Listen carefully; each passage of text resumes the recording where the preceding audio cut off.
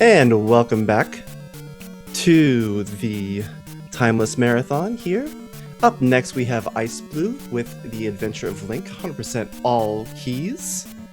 We'd like to remind everyone that we are here to benefit the Best Friends Animal Society.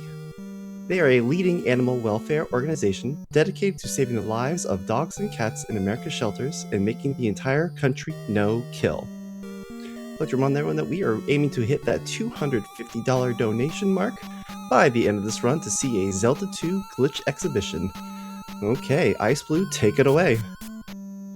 Okay, hello. Hi. My name is Iceblue. I am a classic retro Zelda speedrunner. I do Zelda 1, unfortunately. Zelda 2, Link to the Past, LE, LADX, I've done all of them. I've even dabbled into the Switch version and Echoes of Wisdom, which you're going to see after this run. So stick around after that. In the booth, you might remember him. I requested a new commentator, but they told me no. But we have TGH joining us.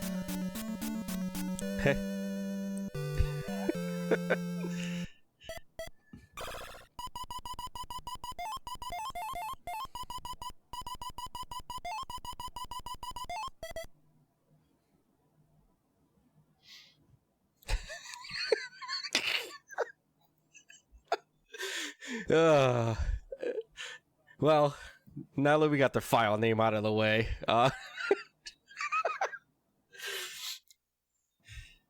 to just kind of go over like what the category is, 100% all keys just means that we need to collect every item in the game, every heart container, every magic container, and every single key in the game. I don't remember the exact number of keys. I believe it's like 31, 33, something like that. It's 5, 6, something like that. But yeah, even after we pick up the any key, which is an item, we still do need to pick up the keys. That's just the stipulation of the category. This is the main category, and it's also a glitchless run. So this is just all skill. I don't know why y'all have me running it, because it's the wrong person to choose for that one, but sure. Yeah, I'm gonna go ahead and get started. We're gonna go in 3, 2, 1, go.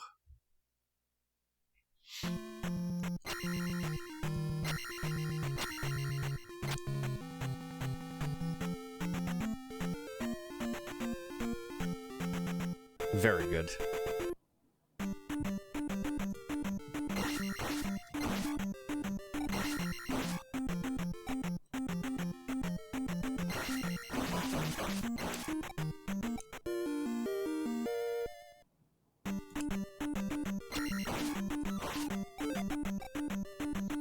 That was a frame perfect P bag, by the way. So we actually, from the start of the game till we get to that magic container and to get that kill, we are manipulating this entire cave, and it is a frame perfect P bag drop. You actually have a 1 in 8 chance of getting a P bag, which gives you 50 experience, or a 7 in 8 chance of getting a blue jar. So we manipulate it so we will always get that 50 bag. And we need the experience in the very first palace, because experience is very, very, very tight, and we don't want to end up leaving Palace 1 with Attack 3.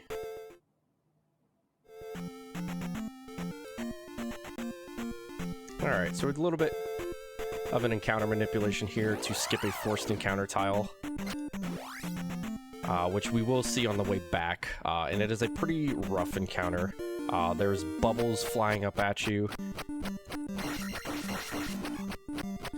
and there's like instant death lava, which looks like water. Link can't swim apparently in this game, but we'll see it here as we travel back. We just gotta make sure we don't die. And we should be good.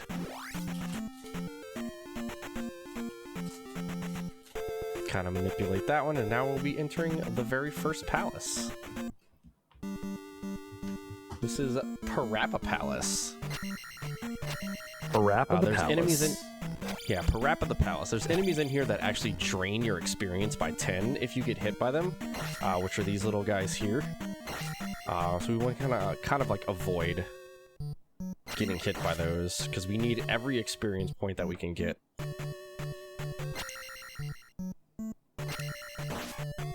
Get a little swag strat there. Does not save any time whatsoever. It just looks really cool.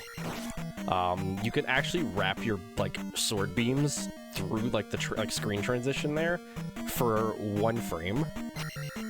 And you can hit these enemies that die in 1 hit on the other side. It's pretty funny.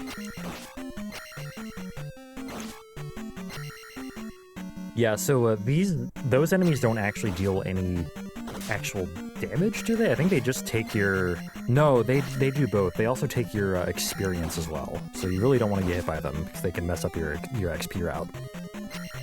Yeah. Okay, that was suspicious looking, but sure, we got through without taking damage. The biggest like thing like that I was always like taught when learning this game is don't lose sword beams. And that's like the biggest piece of advice I can give you for learning this game. Mm-hmm. Just don't lose sword beams. Did I take that advice? No.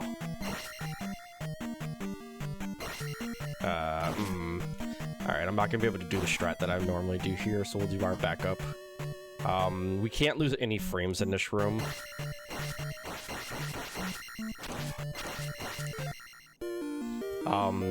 There's a cooler strat that's a little bit faster, but since we lost frames due to that bot jumping at us and like immediately, we couldn't do it. I mean, you would have fooled me, because that's still like, pretty clean on the. Oh my god, I'm forgetting what that thing is called. The Guma? The Guma, there we go. I thought Guma was the boss of Palace 5. He is. That one is G-U-M-A.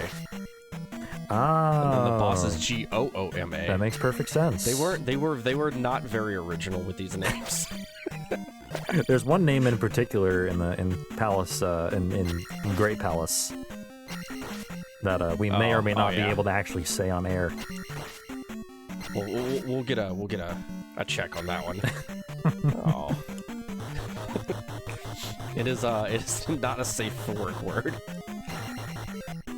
It could be if you pronounce it correctly, or pronounce it in a certain way. All right, so we're gonna come over here. We're gonna be picking up the first item of the game. It is the candle.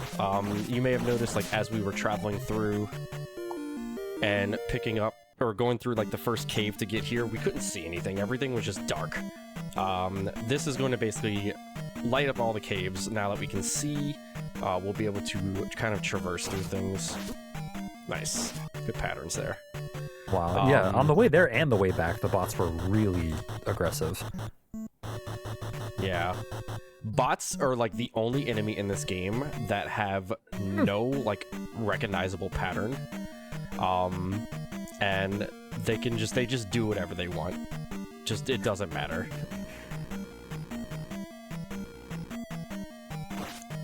Pretty much. Alright, so that one was also a manipulated P-bag.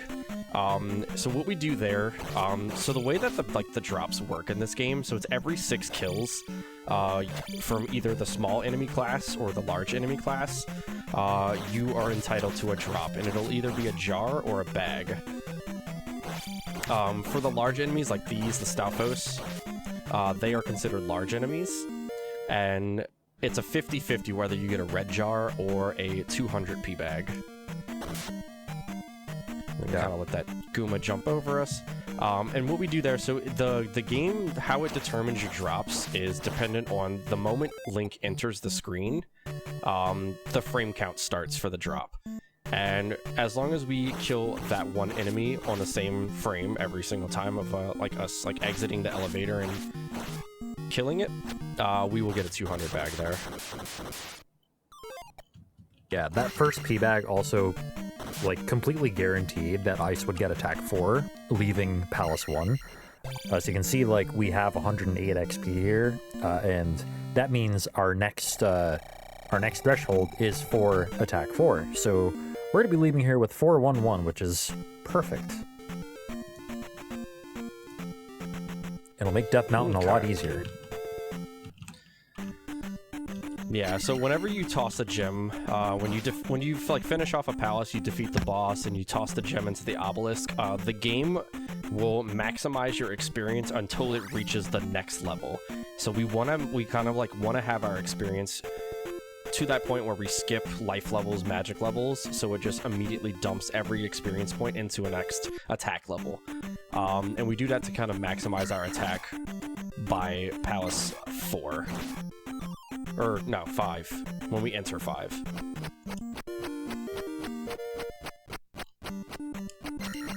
Alright, so we pick up a trophy there. We're going to need that for a collection. We have a town coming up here that the NPC is like, oh no, the town's trophy got stolen. Where is it? Yeah, stolen by me. What was the trophy for? Did you read it? It's a trophy for best trophy stealer. Number 1, best trophy stealer. Oh no. I mean, hey, I found it in a cave. Does that mean I stole it? No. No, you earned it. Yeah, exactly. Alright, so we're going to be picking up the very first spell of the run. It's aptly named the Jump Spell. And as you can kind of like figure out what it does, it lets you jump higher. In fact, it lets Link's vertical height double. So he can jump, I think it's what, 5 tiles instead of 2 or 3? Something like that.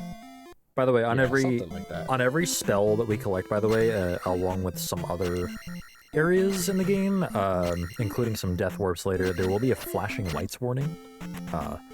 Just to let folks know, yeah, since this is like the base game, which does have that issue as a 1987 video game, on the NES, there will be some flashing lights, just a fair warning for y'all.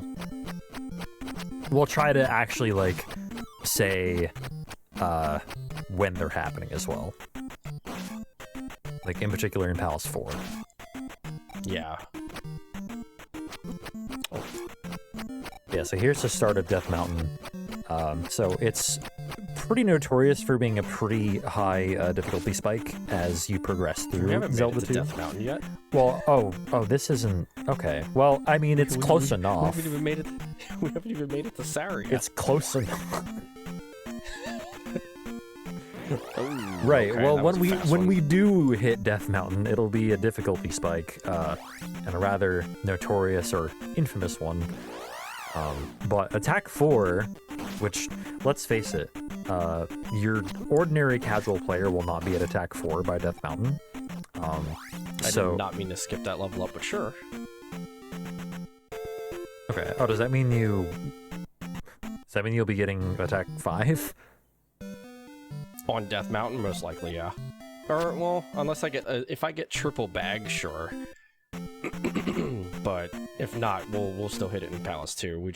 It's just gonna be very scuffed. Yeah, Attack 5 before Palace 2 would be pretty, There's getting a high attack, and then there's overkill. No such thing as overkill in this game. True. Alright, so really, really unfortunate Bagu walk there. Bagu was the person that we spoke to in the woods. We needed to speak to him in order to set the flag in this game. Coming up here where the NPC that's guarding Death Mountain will only let you cross the bridge if you know who Bagu is. So because we went to his house, opened up a dialogue box for 0.2 seconds, and then left, we know Bagu. Literally know his shoe size. Probably could tell you what he had for dinner. And yeah, so we can now access Death Mountain. We are going to make a quick pit stop over to the healer house. Because we don't have a lot of health right now, and it's... I mean, unless you want to hear the beeping, I can keep going.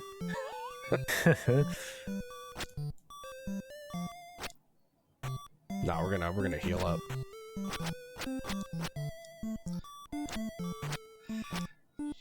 But But yeah, Death Mountain, like TGH was saying, Death Mountain is very, very. It's a big like difficulty spike, and like you get enemies in this game that they're called Dairas, and they look like maniacal axe swingers,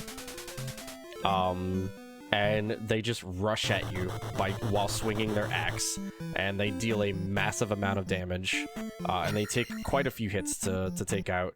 Like your orange ones take 3 hits at attack 4, 5 hits at attack 3, and then the red ones take 4 hits at attack 4 and 6 hits at attack 3.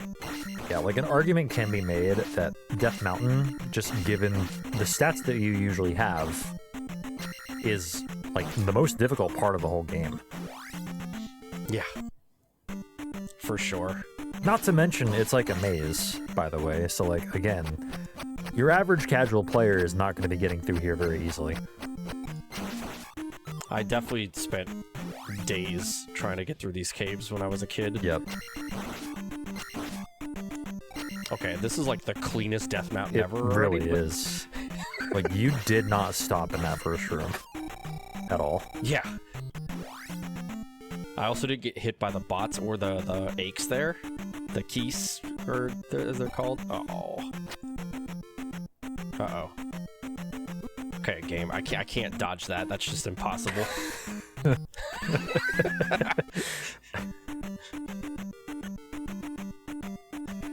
Alright, this is where it introduces these. They are very strong. They would probably kill me in 1 hit at the current like life health that I have. Life health. Hello? Yeah, life just basically, like, for all intents and purposes, it's basically your defense stat. And really, like, the amount of life you have is determined by the amount of heart containers you've collected. But, like, life 1 basically means, like, you have no defense. Life 2, your defense goes up a little bit. Yeah. Yeah, it's designated as your defense value. Double jar. All right. Game is functioning as intended. Also, you may have noticed a little bit of tech done on the Dairas, something called double stabs. So basically, because of the way the sword works, when you crouch, you have no delay on your sword, right? But when you swing your sword normally, or when you swing your sword while, like, standing up in the air, which I guess makes less sense than I imagined in my head before I said that out loud. But basically, when you fall down and swing your sword, while not crouched, there's a little bit of a delay. You can kind of take advantage of the difference between those two kinds of sword strikes by falling down while not crouched, letting the delay happen, and then jumping and doing a crouched stab for like an immediate 2 hits. And since nothing in this game has any iframes, basically, you can just get 2 hits immediately, like back to back. If you do it correctly. Alright. We got triple jarred. For real, yeah. So, XP might be a little suspicious into Palace 2, but that's okay, we can figure it out. Alright, this is one of my least favorite enemies in the game right there. Yeah, the Mew that was a really risky jump right there too, like not letting the Mew move before continuing on that platform. Because they are awful, and they're also really hard to hit. Until you get your down stab, yeah. Yeah.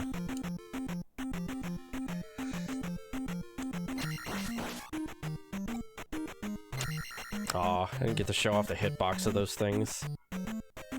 The hitbox of the fire aches there is whenever they're like flying down, it's the size of like actual like Link's like entire sprite. So like a sword beam could just hit them and stun them. And you don't even like the sword beam doesn't even look like it hits it.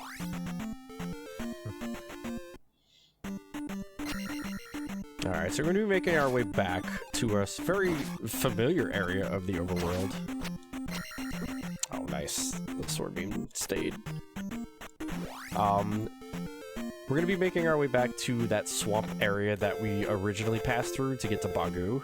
There's a cave there, and now that we picked up the hammer allows us to break boulders, and it also allows us to break forest tiles too. Don't ask why a hammer breaks forest tiles. I couldn't tell you. Yeah, that's a question for the ages, honestly.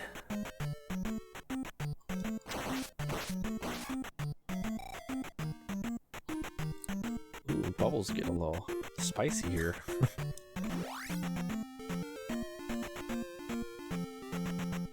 Alright, do a little slink there, so that sets up a walk right here.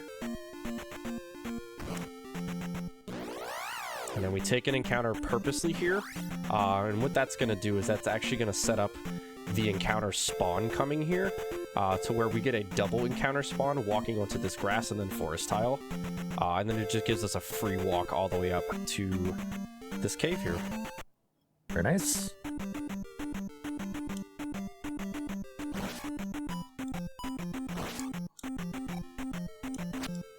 Ooh, hello. So swag.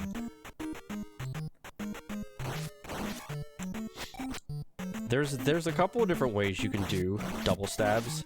I always lead with like a rising crouch stab. I've noticed like other runners, they jump into it and do like that. Yeah, I always jumped into it. I think that might be a little harder for not much gain though. Probably. If any gain, really, I'm not sure. I think it's like a few frames faster each time. Alright, we're gonna pick up this doll of Link. Link is very conceited with himself. Yo, and he I likes love picking up finding merchandise. dolls of myself. In swamps. Yeah. Yeah, I don't even think twice of it. Kind of set up that walk there, and unfortunately no back spawn there. There's a I think it's like a 25% chance to get like a back spawn there, which would have just skipped that entire like encounter and saved us 2 seconds. But the game doesn't like us. Yeah, I think it is 25%, just because it depends on where the spawns happen, and there's got to be one like direction, one cardinal direction from you that is empty in terms of spawns. So it's just got to be the back one, so 1 in 4. Alright, so now we're going to be here. This is the town of Mido, or as I like to call it, this is Fairy Town. And we're here to pick up the most overpowered and broken ability in the entire game. It's like, nah, this ain't Fairy Town. This is Downstab Town. Yeah, that's this also is true. Like they really should have given you Downstab before Death Mountain, I think. Like, I mean, so hear me out though. Fairy is also very broken in every other category except for this one. It is. Yeah, so Fairy allows you to like glitch a lot in this game. Yeah, Fairy is the reason why this category is called all keys. Basically because there is a trick you can do that completely breaks things with the Fairy. You can use Fairy to squeeze through doors, and you can just go through them. You just go straight through them. So yeah, the all keys category effectively prevents you from doing that glitch. Yeah, you gotta beat the game the old-fashioned way. Yeah, I guess it doesn't really prevent you from doing it, but it just makes it slower to do it. I don't even know if it's properly banned in the category. It just like... It is. It is? No Okay. ferrying through doors, yeah. Even if it were allowed, it would be slower. Because then you just need you need to like actually backtrack for the keys. It's like, why bother? Alright, so we're going to come in here. We're picking up a heart container in here, and we're also going to attempt to set up a walk here. And this walk can go one of two ways. We need at least one back spawn. If we get one back spawn, then it sets up a pretty free walk over to Palace 2, Swamp Palace. If we don't get a back spawn, then we have to take a road encounter, and then it's just a casino to the next, like, palace for as far as encounters go. So we'll see what the game decides it wants to give us. There we go. That gave us the back spawn. You may see me kind of like pausing on the overworld. And that's me kind of like pause buffering to see like when the encounter, like where the encounters go and how they're moving. So I know how to react to them. Nicely done. Wow. Yeah, and I kind of knew that that encounter was gonna like look like it's gonna walk into me, and then it was like, nah, we're just gonna go the other direction. Yeah, there are some nuances in the way spawns work in the overworld, and they mostly depend on how long you spend on the previous, like, side-scrolling screen. So on screens like that, where the time it takes for you to traverse through it is, like, very consistent, like if there's just no enemies, you can just hold right or left, for instance, you pretty much know exactly what kind of spawn you're gonna get in terms of like what they will do. Will they come at you when they spawn? Will they move randomly? Will they like there are a couple of other things they can do as well. But yeah, it's pretty cool they can be manipulated like that a little bit.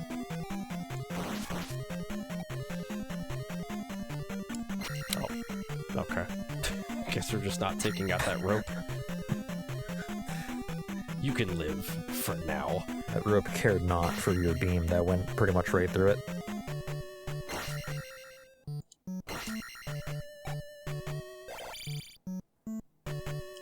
Blue Stalfos with their jumps. Oh, okay. Alright, so we need to get attack 5 here. But other than that, we would like to take life 2. Magic 2 is not as important, but it does save a little bit of time after we defeat the boss, just because it reduces the time from the refill. Oh. Oh. Oh. Okay, I'm getting scammed all over the place. It's a very dangerous room. Yeah, this is probably the scariest room in Palace 2. The aptly named Bot Lava Room. They pulled the Ninja Gaiden on us in this game, and they were like, what if we spawned enemies on the edge of your ledge? And we spawned the most random movement ones. Yeah, great idea. Palace 3 is more guilty of that. Oh god. I feel like I'm watching a Zelda Mario Maker level in action right now. I mean, Miyamoto, the first Mario Maker person. Now, I'm not too familiar with this game, but it looks like a lot of Mario reskin, almost. I can kind of see like some of the tiling is kind of similar.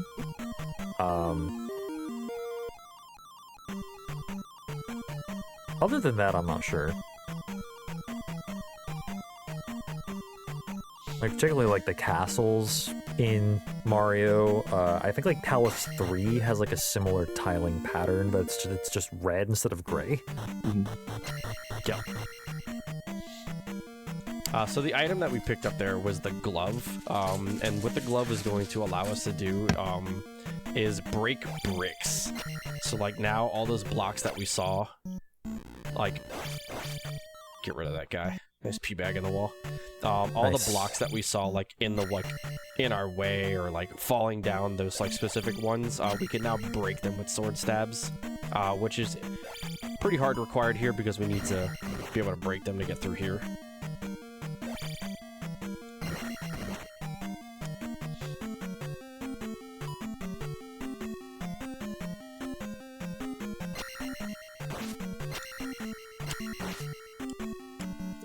Nope, okay.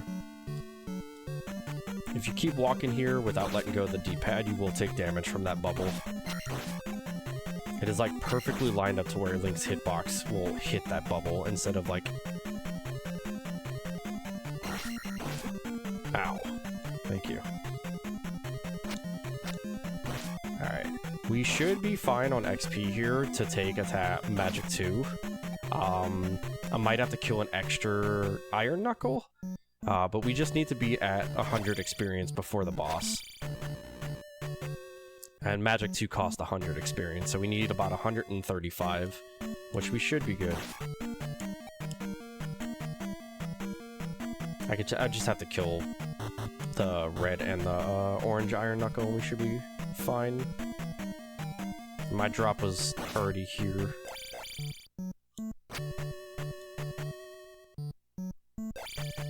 Alright, so coming up here, this is the boss. His name is Helmet Head. Nobody dies to Helmet Head. And that's just the end of that sentence.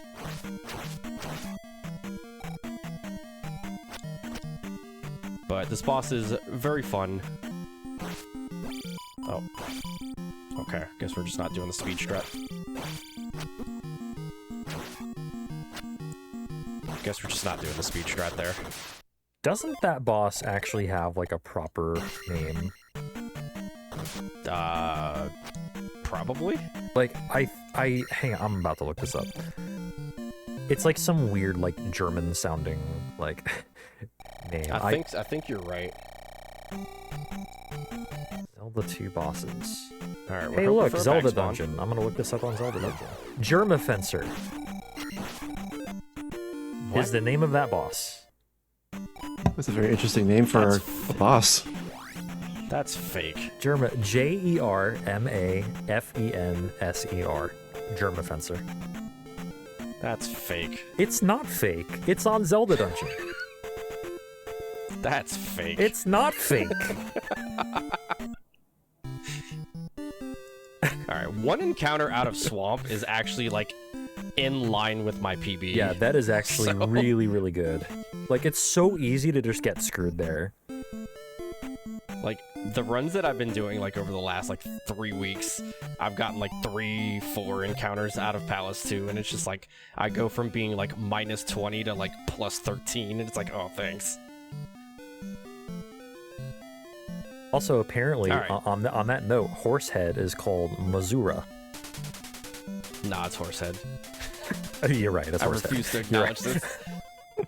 Just like, this is Shield Town, not Rauru. I'm not taking any questions. Yep. So this might be something that you haven't seen, Tej, if I can land this. So instead of dropping ourselves off in King's Tomb, we actually slink an encounter here to save 2.5. Yeah, there are a lot of things I haven't seen. So we go down on the second tile, and then on the third tile, we slink that encounter. Sweet. Yeah, Light has been teaching me a whole bunch of, like, new strats in hopes that I can finally get my 74 in this game. And I still haven't learned Double Bubble.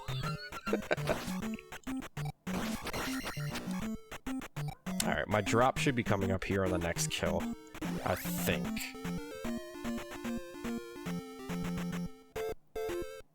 Okay. Nice link. Nice Iron Knuckle.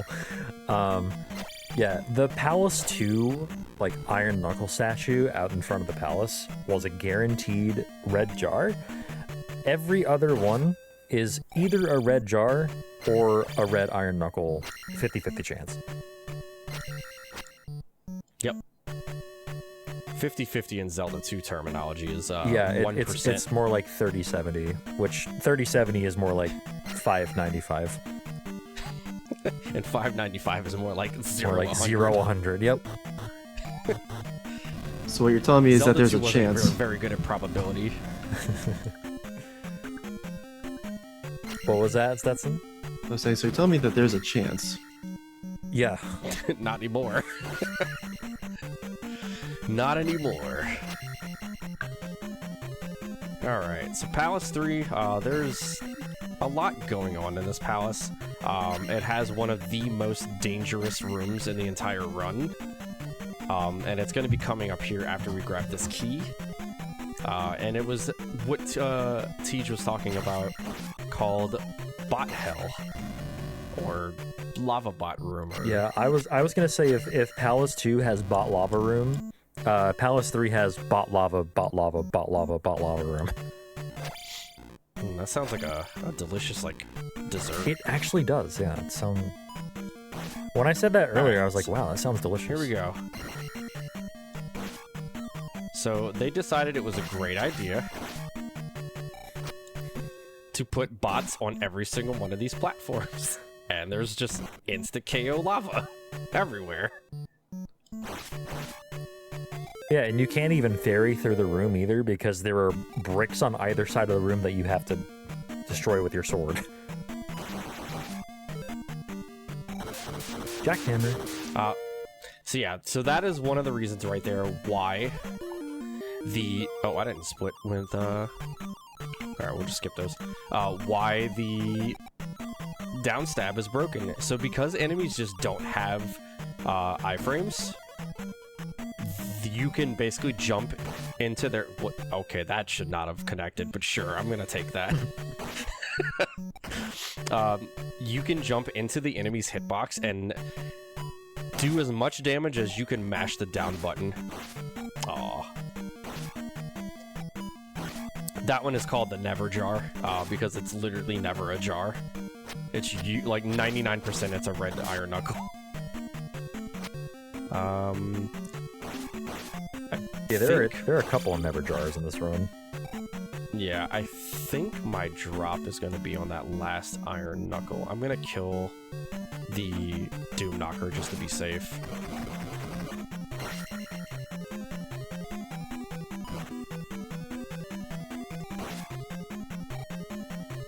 Kind of duck under that.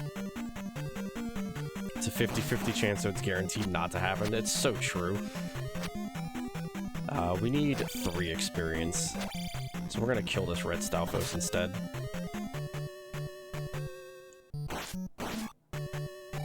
Okay, my drop wasn't the next kill. Alright, well. Just to be safe, because the drop is on this guy. Coming up here. Unfortunately, I don't get to show the cool strat here when you have sword beams. You can actually wrap the sword beam around and like stun lock that blue iron knuckle in the corner, and it just makes a very pleasant sound. So here we have Rebenak standing in a certain place to sort of like keep Rebenak from going too far, and then just... There we go.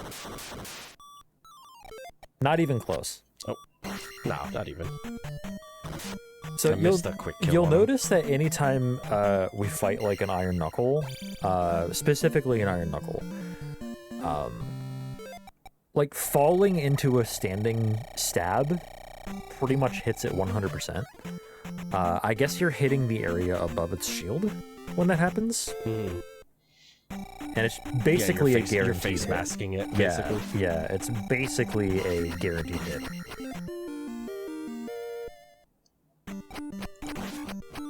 Uh-oh. The toenail was coming. Oh Lord, he coming. Alright, so this is one of the sections that's coming up here. It's a lot of overworld movement, and it's probably one of the easiest places to lose a bunch of time. Like that, just because that guy's a jerk, and just immediately went to my road tile. So now I don't know how this walk is gonna go, because I'm getting random walked here. Yeah, good example of how the type of spawns can change when you spend a different amount of time on a 2D side-scrolling screen.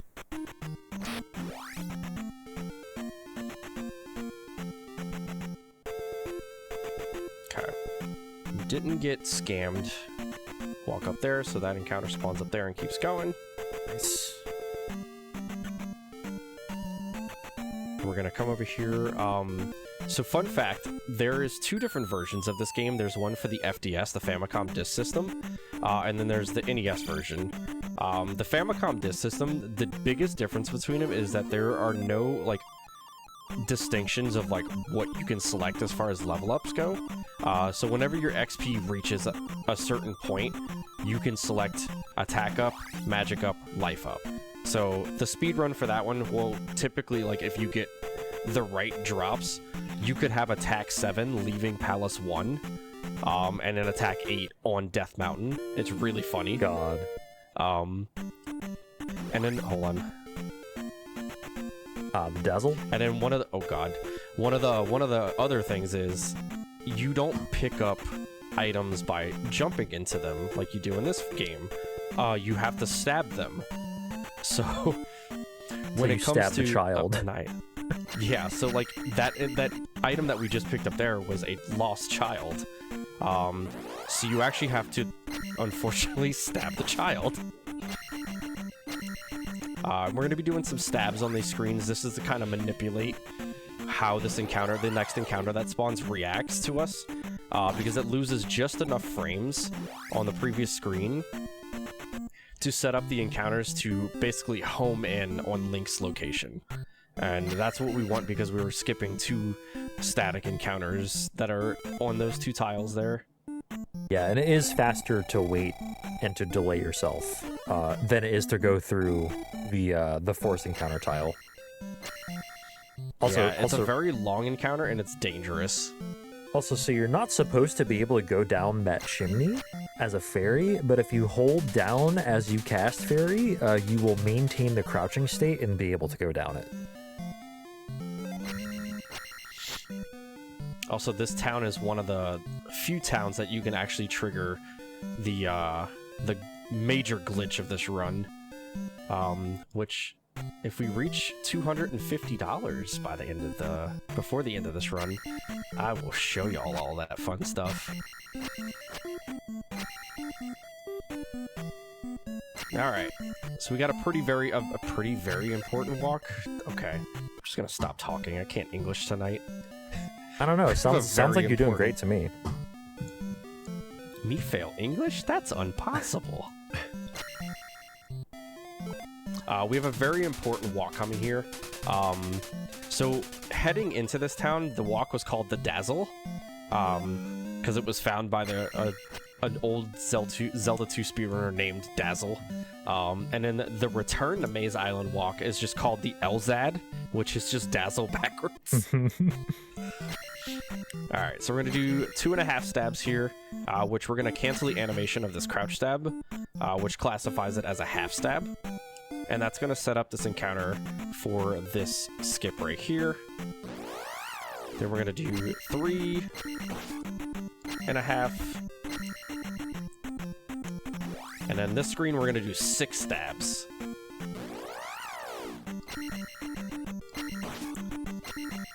We have to make sure these stabs are spaced out just enough to, like, Link doesn't lose all his momentum. Yeah, to let Link, like, We're gonna do a little stop here. I was late on the slink there. Unfortunate. Alright, let's see if we can recover. And we should be getting right here. Okay. Alright. Decent backup there. Okay. We kind of got, like, spoon-fed some back spawns there. It'd have been really cool to show off, like, the slink there. And just, like, the free walk that comes with that slink.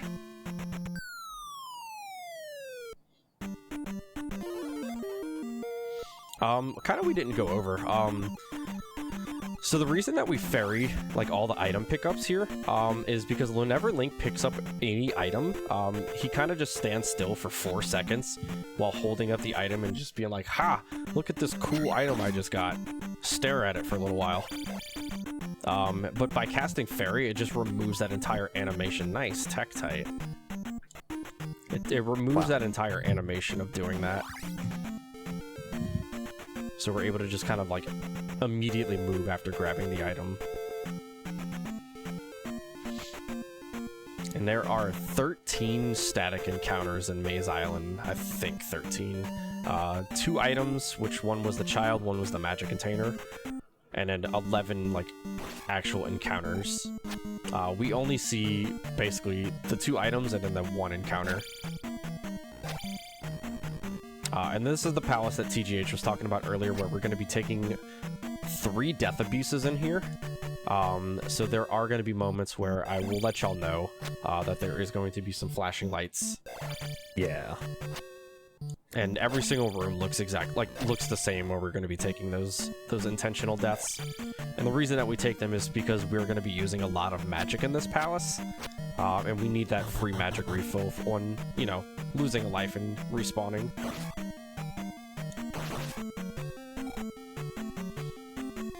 Alright, so this screen right here, there is going to be some flashing lights in about, I want to say, 7 seconds. So if you have photosensitivity concerns, please look away.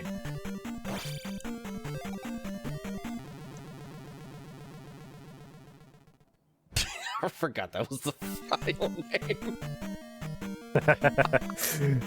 Oh, God. Once again, deserved. Perfect.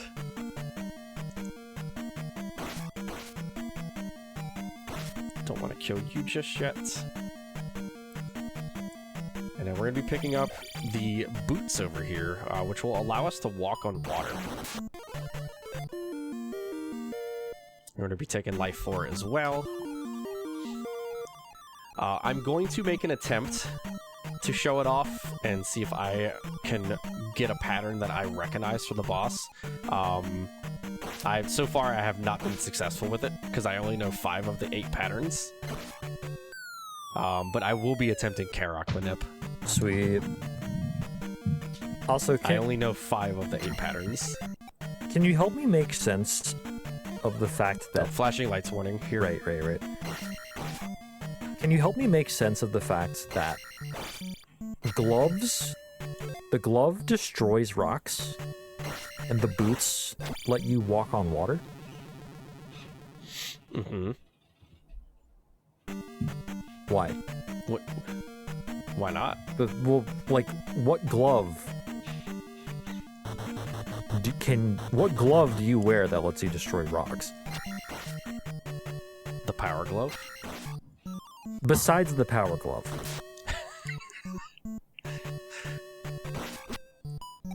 You can't just put me on the spot like this. It's the power of magic. Like, what do you crush the rock with by like holding it in the glove? By squeezing Maybe. it? If so, it's a small enough rock to just move. Oh, right? I don't know. It's kind of like 3 times the size of Link's sprite on the overworld. The boots are clearly water walking boots. Okay, so we're talking like the water's like 5 inches deep? Oh. It's This like game doesn't make any perma sense. hover boots. No wonder Miyamoto didn't like this game. Yeah, well, you know what? Miyamoto doesn't know what he's talking about. Obviously not. This game is sick. Anyway, enough of my deranged ramblings.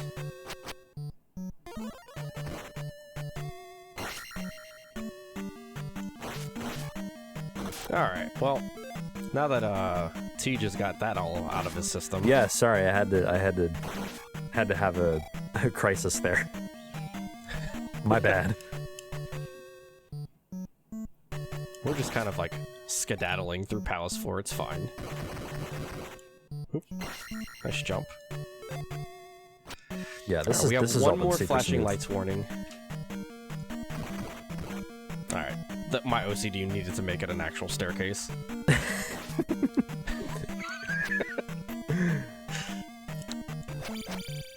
This is a step for giants? No, we need to be able to walk up this. Alright, final flashing lights room. Oop. Uh-oh. Okay, we despawned it. Perfect. Oh. Even better.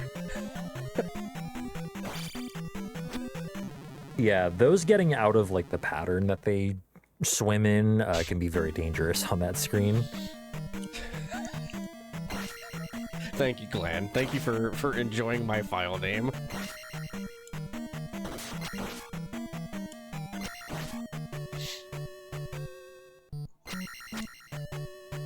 Alright. So now we just have a trek over to the boss. So the reason that they started doing Karak Manep, so Karak actually has 128 different patterns that he can do. And by exiting and re-entering the screen, and then doing a sword stab, and then re-entering, it actually drops it from 128 to 8 patterns, which is easier to manip. So we know exactly like what kind of spot. No, that's not where I want that. So we're gonna just exit the screen here. We're gonna stab right there, and then we're gonna start off with Reflect. Reflect is going to reflect the beams back. I don't know this pattern. Unfortunate. I think this is like pattern 3 or 4, and I haven't learned pattern 3 or 4, sadly.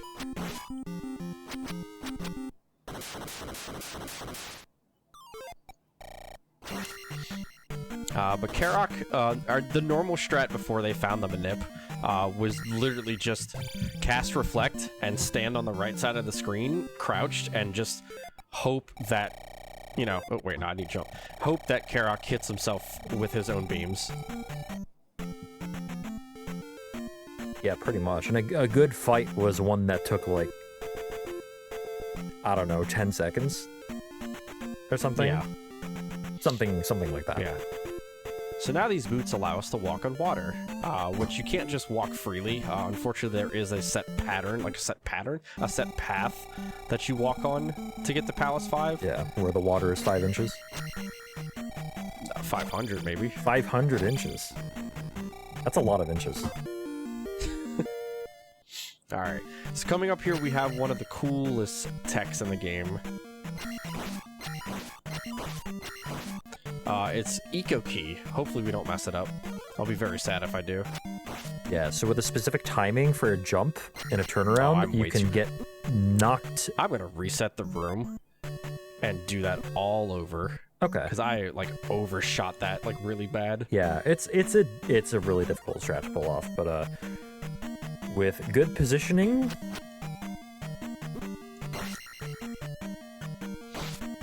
So the vanilla way to do that room, you need to cast Fairy, fly all the way up, go around the key, leave the room and come back, and then walk all the way back to pick up that key.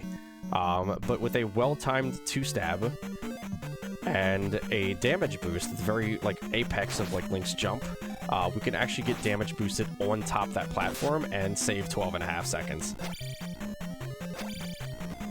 But we got it first try, so... Yeah, and I guess the reason they call it Eco Key is because you're being economical with your magic consumption? Yep. Right. And then you get the worst room in the game.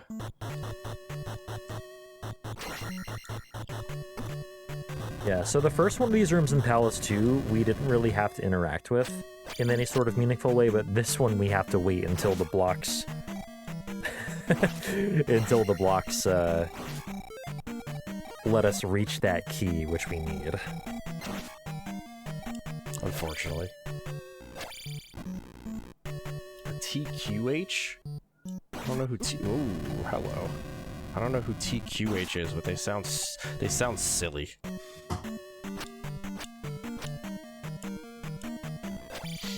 No comment. Yeah, this is one of like oh, hello. I don't even know why I got so much like lag there. Oh yeah, the HUD was freaking out. But yeah, this is one of one of the more confusing palaces because like the direction that you can go, because like there's so many like lefts and rights off of elevators that you can go, and it just leads to nothing but a ton of dead ends. Yeah, a ton of dead ends and a fake dead end, which we're coming up on right here. I turned on the Game Genie. What do you mean? Right, I always knew you were a cheater. Is this the Zelda 2 water temple? I guess? Maybe?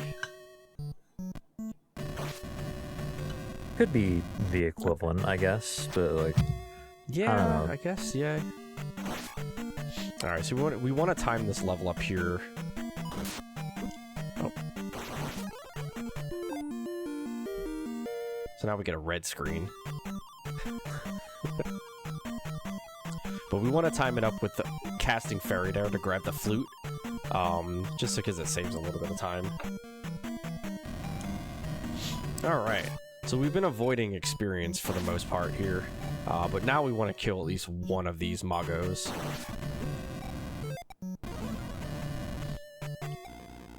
Because we need to be at 700 experience by the time we defeat the boss. And there's not a lot of enemies in our way. Except for these Magos, which are 200 experience apiece. unfortunately, they spawn completely randomly on the screen, so you kind of have to rely on one being in your way for that to get experience from it. I think this is a drop. Nope. Okay. JK. Gotta make sure you don't touch the platform there. It is very, very important. Yeah, it says it right in the rules. Yeah. There's also a very, very important rule for speedrunning this game coming up too, in a very specific room. If you don't break the blocks to the beat of the music, your run is invalid.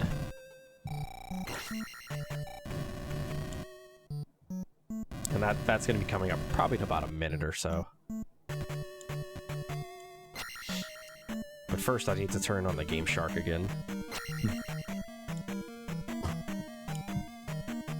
And as we were about to hit that minute, I would like to remind everyone in chat that we are trying to get to the $250 mark to see that glitch exhibition at the end of this run. So if we can hit maybe a $5 train at the 55-minute mark while he's pumping to those music, that'd be great.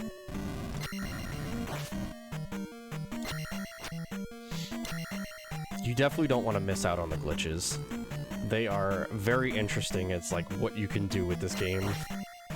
The any percent category is like 12 minutes. Yeah. It's pretty nuts.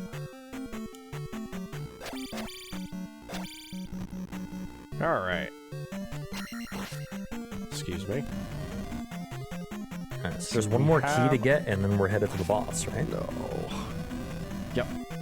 And this should be my drop here. Nope. Just kidding. I'm just lying to you in 4K. Alright, this is the room coming up here. Or this is the room.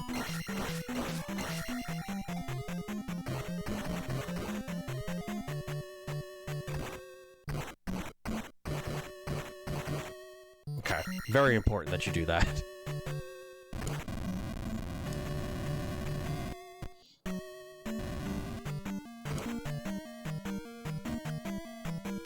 Decent spawns there, but we're gonna come back here and pick up this jar.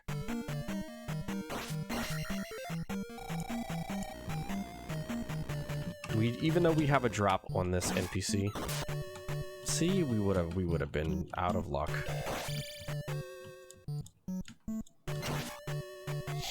And now we're good on experience. Alright. So, Guma, yes, hits like an absolute truck, so that's why we cast Shield.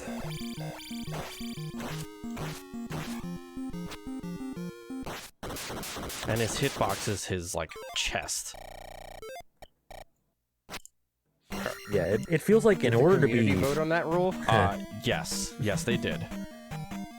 It feels like in order to be any sort of aggressive on Guma, like, you basically have to cast Shield.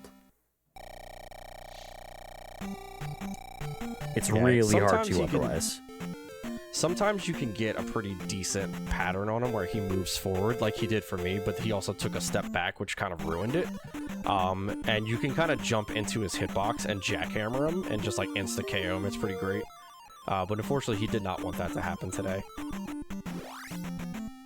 Very, very important that we grab that heart container before our experience counter hits 6,000. Otherwise, we would have to take the level ups on that screen, which loses time. We're going to be taking the level ups in town, which saves time, funny enough. And the reason that it saves time is the jingle that you get when you normally level up is 4.5 seconds long. And it's like a doo-doo-doo-doo-doo-doo. Whereas if you take the level ups in town, it's just a da-da-da-da. And the reason for that is because it takes the sound bit from whenever the old man teaches you a spell. And because we're in town, it's like, oh, well, let's just play that sound clip. And that sound clip is 2 seconds. So every single time you take a level up in town, you save 2.5 seconds per level up. So we just took 4 level ups there, we just saved 10 seconds. Yeah, like I guess the way the game handles it is basically like, oh, you're in a town. Like, basically, like, I'm just saying what you said at this point, but, like, basically, it doesn't really have, like, how do I word this? I was trying to add something to what you were saying, but it didn't really come out like I wanted. Basically, like, it's essentially like the game is programmed so that whenever any sort of jingle happens in a town, it will be that jingle. And that includes a level up jingle. Ooh, I think it's too high. Oh, no, it's just right. Yo, Morph, thank you for the raid. Welcome, welcome everybody coming in from Morph stream. Ew. Alright, so we talked to that town sign, and kind of like how we did in the town where we picked up the reflect spell and the upstab, where we did stabs there. We talked to the sign there to lose just enough frames to set up a very specific encounter. So we can get, normally there's 3 of these encounters that you go through, but we kind of manipulate that encounter to skip the first one, which saves a bunch of time. Also, shout out to Wilson from Home Improvement. Yeah, we call that screen the Wilson fences. I'm going to take the backup here.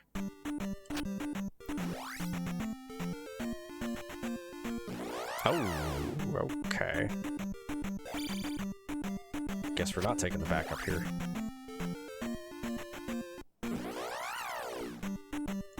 I am just getting scammed everywhere. Can we make it? No. Yes. This is the only time you will ever see the fire spell in this game actually be useful, other than one instance in Palace 6. Do a little wiggle there, and it lets us kind of like just boost up top. Oh, you know what I did? You know what we didn't go over? How this game actually like cheats. Right, with like, D-pad inputs. Movement. Yeah, so a lot of enemies in the game, their movements are dependent on not necessarily Link's movement, but your D-pad inputs. You can kind of take advantage of this, actually, by jumping and letting go of the D-pad. And by doing that, you maintain momentum, but like enemies like Dairas and Iron Knuckles will kind of stay put while you are like continuing your momentum forward. And the result is you can kind of manipulate them a little bit. But yeah, the game does cheat. In other words, the game cheats. Yeah, the game does cheat. Under ordinary circumstances, but we cheat it right back. Yeah.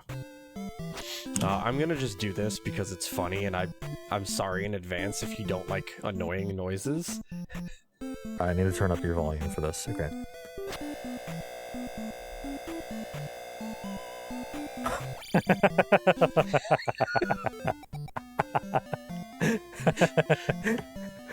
No, that should be a requirement for the leaderboards right there, in all seriousness.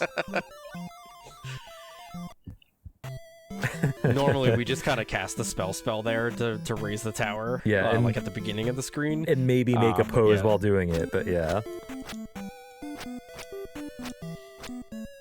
It's like Dumb and Dumber. You want to hear the most annoying sound in the world?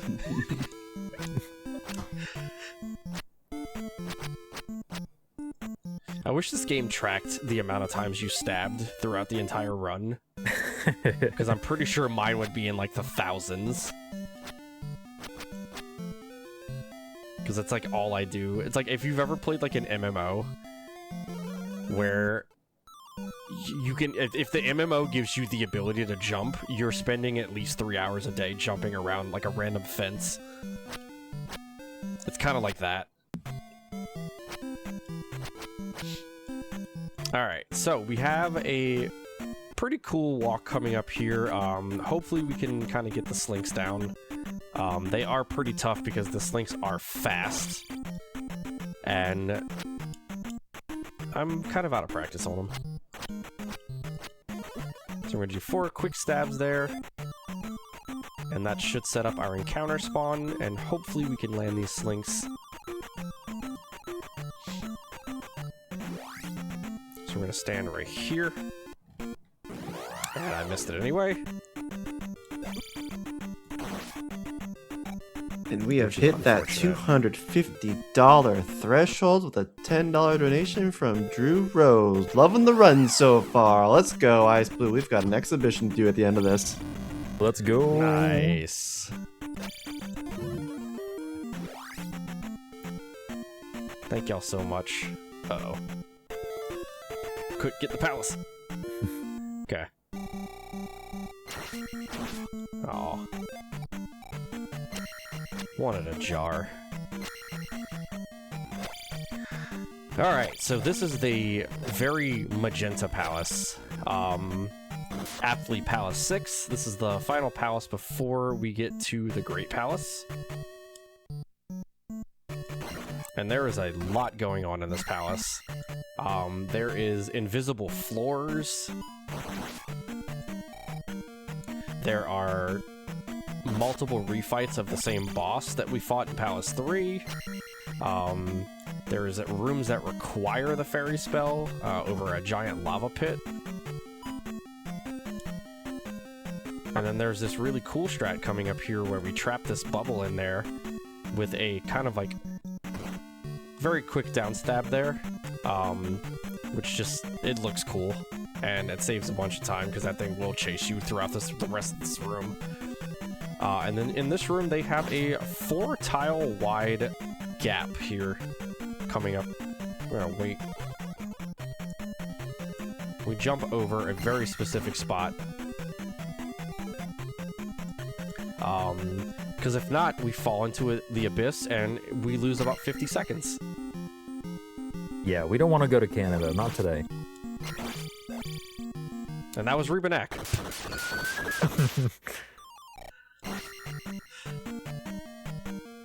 With attack 8, Rebanak kind of just like immediately gets demolished. If we could get the double stab right. I missed it in Palace 3, but we redeemed ourselves in Palace 6.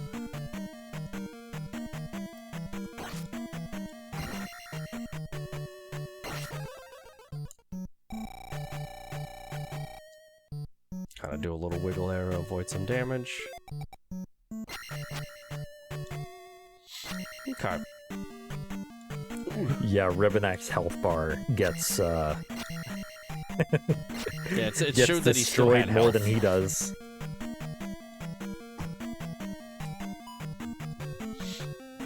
Got a little cool little fire strat coming up for one of the next rooms. Oh. That's the Wizrobe party room. There's like 5, I think, Wizrobe spawns in there. Yeah, so this upcoming room See can if we be can hard to walk. deal with the Medusa heads flying around, but the fire spell. Aw. Oh, no stealing strat. The fire spell makes it easier to deal with, for sure.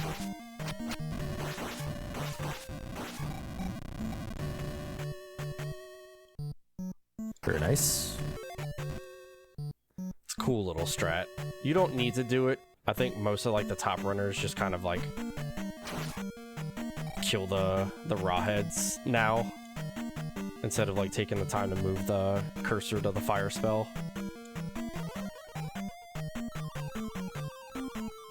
Oh, I did get it. Nice.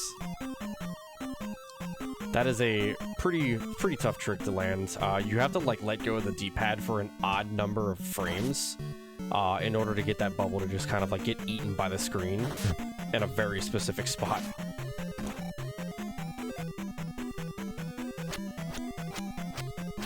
Alright, let's see if we can get the quick kill on this Rebo.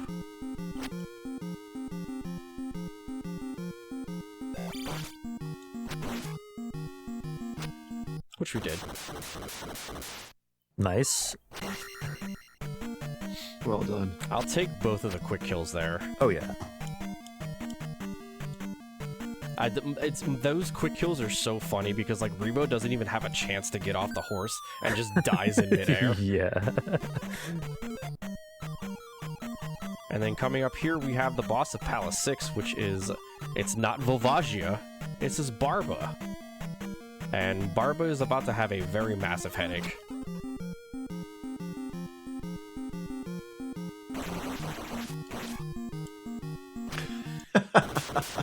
Easy.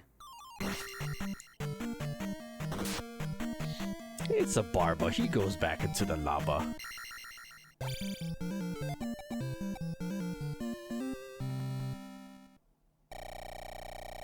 Kind of like, I like glitching out like the magic. Alright, so we're coming up on the final section of the run, and no, I will not be taking Attack 9, thank you. Attack 9 will not actually reward you with Attack 9. It'll just take all 9,000 of your experience and give you a 1-up instead as a consolation prize. Yeah, which we don't want, because we would much rather have Magic 7. And eventually Magic 8 in Great Palace. Yeah, I think at least Magic 7 is required. Like, literally required. Yeah, because it makes... No, I think Magic 6 Thunder's still 128. Or no, you might be right. Because 100 takes like almost like all. Each one of the squares up there is 16 on the magic number. So like you'll see like all the different magics that we have. They have each different like, cast amount. And each one of those boxes is 16.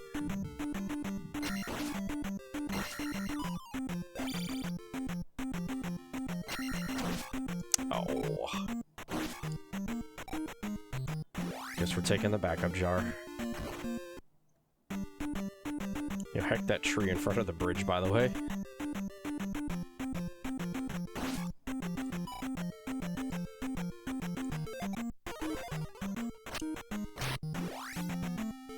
Alright.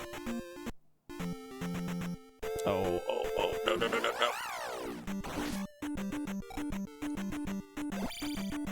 It's okay. It's okay. Everything's fine. Alright. Nope, everything's not fine anymore. That's honestly really unlucky that you got a random walk there. Hopefully the jar didn't despawn. It did not. Alright, this is VOD, or Valley of Death. This place is probably the thing that kills most of my runs.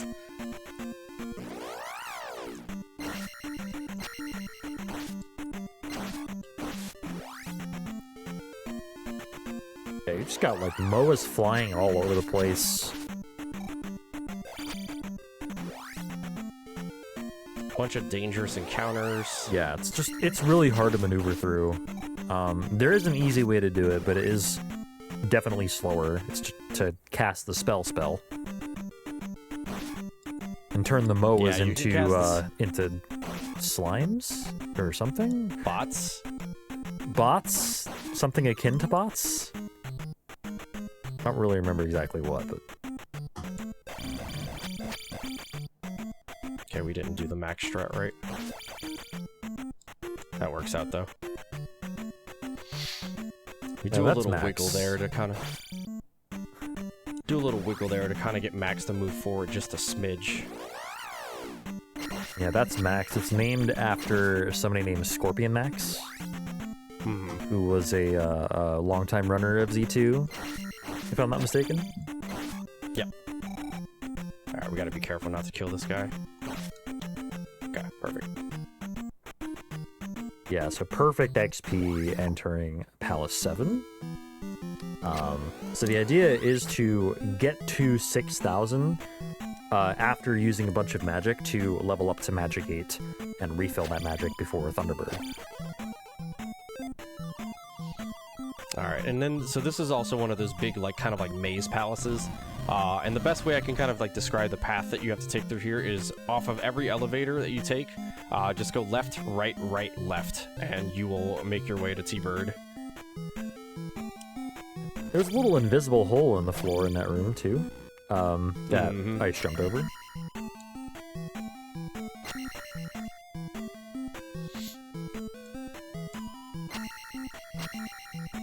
It's the hardest room in the game. Yeah, I have to hold the right button.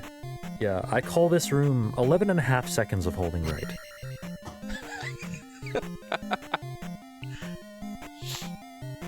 It's such a long room for, like, no reason.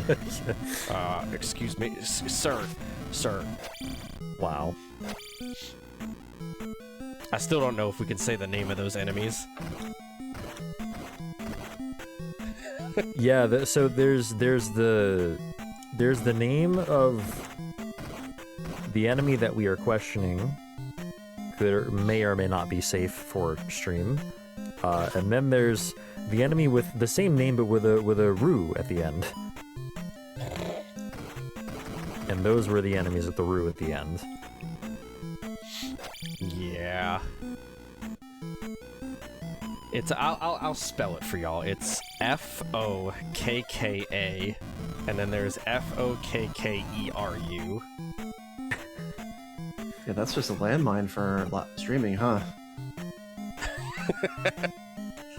We're gonna see if we can get this jar here. Nope. So what you're saying is that if all of these enemies of that name are the children, is there a mother?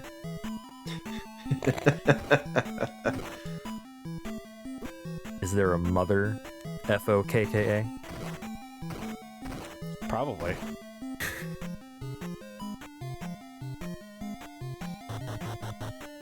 Gotta be careful here. We do not want to take this level up just yet.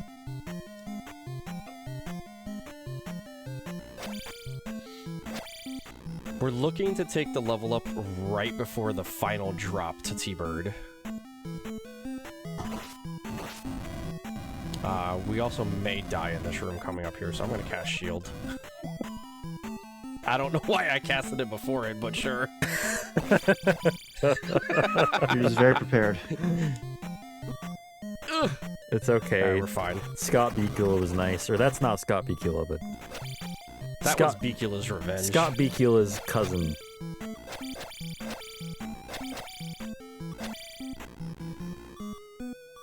Alright, we may die to this spicy chicken.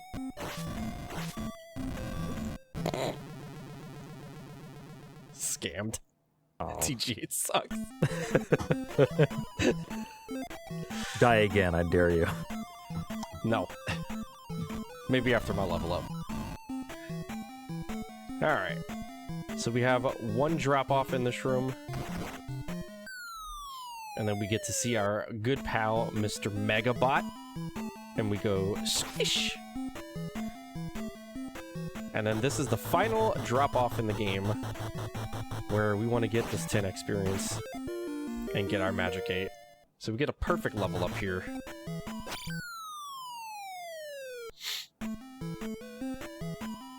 Yeah, so we're going to be casting 4 spells to deal with Thunderbird. Those 4 spells are Reflect, Jump, and 2 others that I don't remember. Reflect just basically lessens your hitbox, or it makes your hitbox smaller. Right, the Thunder spell. Thunder spell makes Thunderbird, like, vulnerable to begin with. And Shield. Those are the other 2. There we go. And then time is going to be coming up here after the Dark Link fight. The moment you see Link kind of like slide a little bit to the right, it will be time.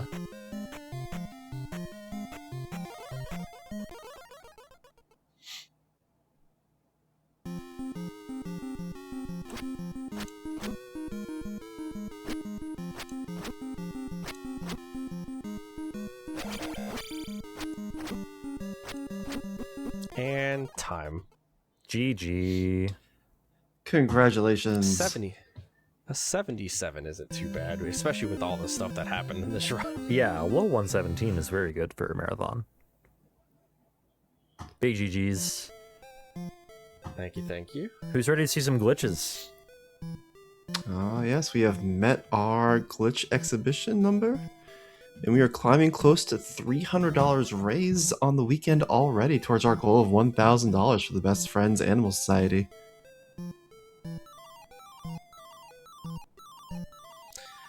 Thank y'all for all the donations during the run. I do appreciate that.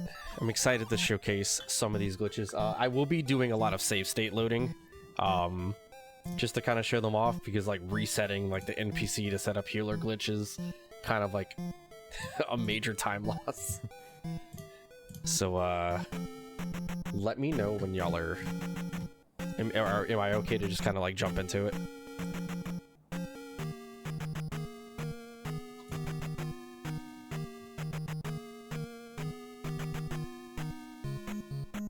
Okay, perfect. All right. So we are going to go straight back into the game. That is. So this is healer glitch. I think I have a better. This is healer glitch. It's a double frame perfect trick, and it puts you into a state called Glitch Town. And we're just gonna keep entering this building, and now the graphics are gonna get all kind of messed up. And we're gonna enter this, I believe it's 5 times, and then we're gonna exit the town on the right. And what this does is it's going to like warp us into like a completely different section of the game. And we're gonna be here to pick up the hammer. So it puts us out in that grave. And oh, we went too many times. Okay, that's actually a pretty bad one. We don't want to be in that state, because what it does is it splits the screens, and we won't be able to actually get to the hammer, because the moment we enter a screen, it's just immediately gonna throw Link into the lava and just kill us. And there's another way to like set this up as well if you don't want to do the healer glitch here.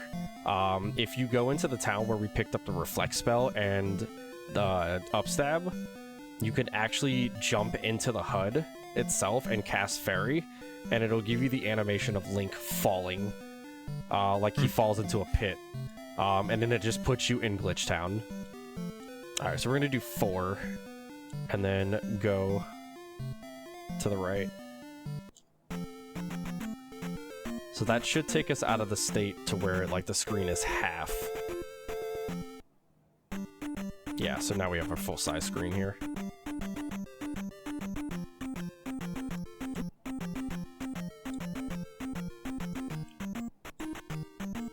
Just gotta be careful to avoid everything here. We do eventually want to get attack 2.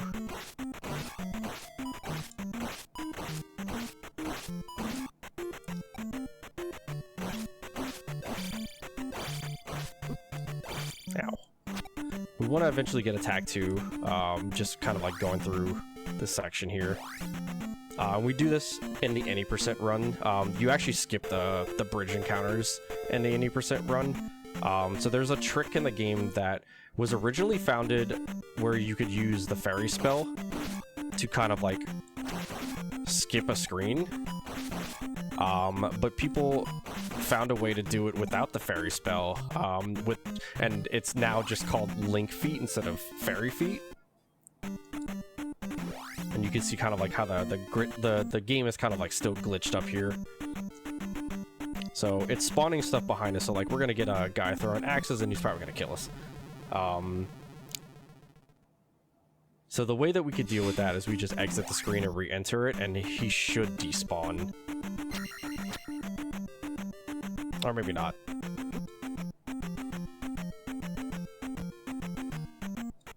But it just starts to like despawn a lot of this stuff.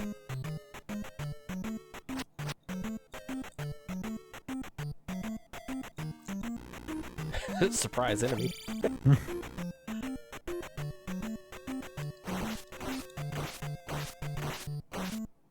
Let's get that guy out of there. You have to know where these platforms are. Oh, man. Like I don't. This... Like I don't. Oh, well, anyway.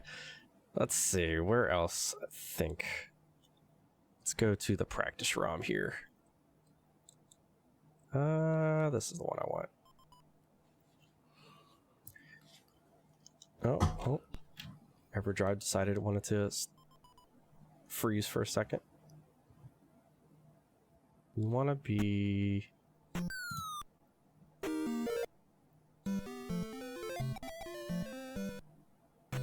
So another way you can access that is by going onto this screen here, casting jump, getting on top of here, and just coming over to this house, and then ferrying up here. And now we're in Glitch Town again.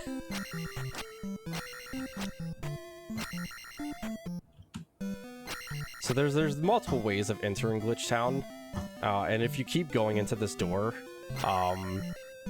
it will set the game into a state to where, like, every screen that you go, like, an encounter, will set you on, like, it'll just basically just be an unmovable screen.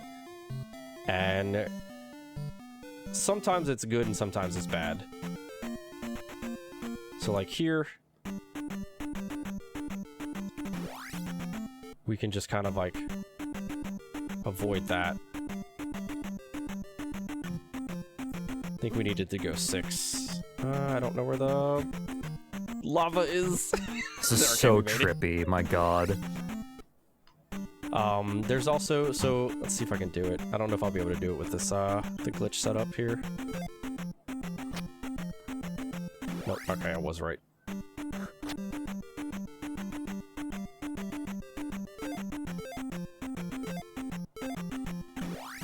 So that's Link Feet. So we just skipped that encounter. So, like, let's see. Just to kind of show you, like, what Fairy Feet can do.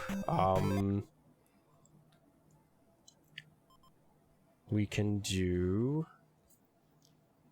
I think we are looking for 33. 34, maybe? So, Fairy Feet, mainly, like, in any, like, NMG category, if you just kind of like one frame tap. So now we're in the middle of the screen transitioning to the left and the screen transitioning on the right. And if I tap right, it's going to trigger me skipping this encounter. So like normally if I exit this way, I go back to this side. But if you use the fairy spell and go off the screen like that, you just have to one frame tap it. You can just basically use that to skip encounters, which it is banned in the 100% all keys category. But you can also do it without fairy. So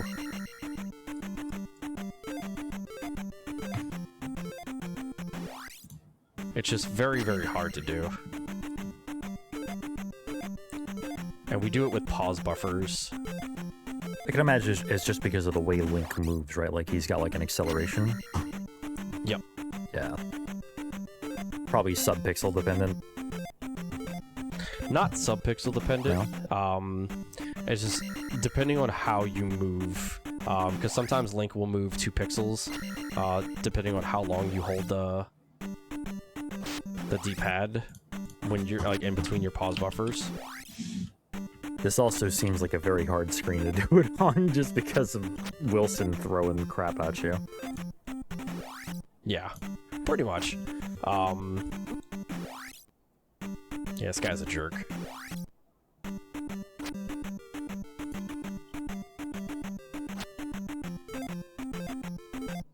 Yeah, not very neighborly, honestly. So yeah, we could just kind of like... Nice. Skip both of those just like that. Let's see, what else is there? There's, you could skip Thunderbird. Is a really cool one that they do in the any percent category. And it involves another one of those, like, HUD fairies. So if we cast jump on this screen and we go a little bit past the drop down, so we're gonna go about, I want to say, right here. That might have been too short, but yeah, it was a little too short. So Link will fall where he last left the previous room. And it puts us up here. And if we do it again, it skips the next room. So this is the Thunderbird room. But it puts us at the end of the screen, so we could just walk into Dark Link's room. But you know, we're feeling a little left out. You know, we want to go back and say hi to our friend Thunderbird. Oh wait, we can't. Just kidding, here he is. And now you're soft locked. Yeah, because you can't even hit him because of the ceiling. He can't hit you and you can't hit him. Amazing. I think if you come over here, you might be able to hit you. No, he just literally just can't hit you. Like, I'm jumping into the fires here. It won't hit me. Yeah, so you're just, like, literally soft-locked. Let's see, what else? I do have the save states for the Karak Manip. Let's see, I think this is pattern 7, I want to say.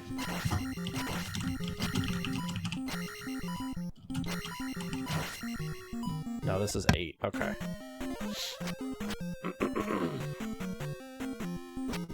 Nope. So this is something that's like still like a work in progress for me.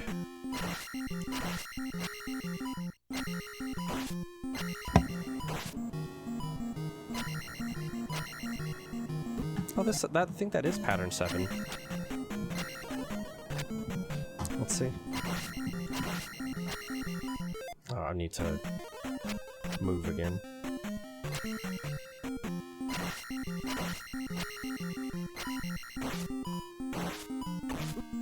Oh. Kinda sorta like that. But there's only 8 different patterns that you'll get with that manip, and there's different strats for each one of them. JC sent me a video on it that kind of showcases everything, and all different, like all 8 of the patterns. 8 is And still a lot. 8 is still a lot to memorize. It is, but like the way that they do it now is like they'll do that first stab and they'll hit Karak and then they'll pause it just to see Karak's second spawn, and that kind of tells you what pattern that is, so you know how to react to it. Gotcha. Okay. But it guarantees that you don't have a bad time with Karak, because he can either give you a 8 teleport or a 38 teleport and you'll just lose a million. But yeah, that's pretty much it for me. Thanks for the donations to get the glitches shown. There's a lot of cooler ones that I can show off, like we could just kind of strand link in the middle of the ocean. That's Palace 3. It was what, 72? 1. There we go. So we could just kind of like strand link in the middle of the ocean.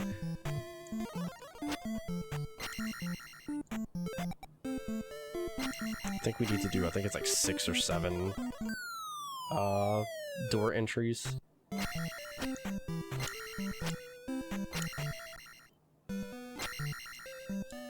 So we get to go to our friend Glitch Town again. We're gonna do 7 door entries and see where it takes us.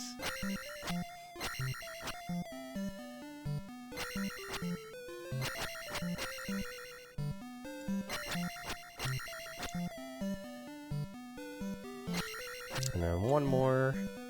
And then what we're gonna do is we're gonna despawn that building and then exit the town.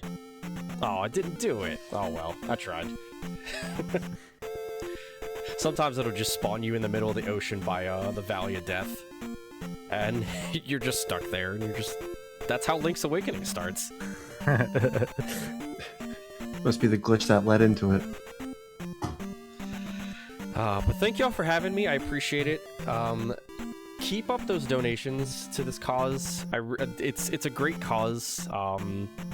animals are our best friends, and we want to kind of like reduce these kill shelters around here. They have feelings too, so just don't get those donations in to save these animals. It's the one time you'll hear me say save the animals. I'm a Super Metroid speedrunner too, and I don't ever save the animals. But thank you, Teach, for joining me on comms. I know it was kind of like last minute, and Yeah, I know you just did your run. And good luck, Glubbers, on the next run, and I will catch y'all in chat. Thank you very much, Iceblue. What an incredible run for Zelda 2, The Adventure of Link, and a great exhibition. For now, we are going to cut it over to a promo video for our next run, Echoes of Wisdom by Glubbers. Until the end of that, we still have the ability to change the dungeon order of Echoes of Wisdom, so get those donations in to change that on Glubbers. And then we'll be back after that.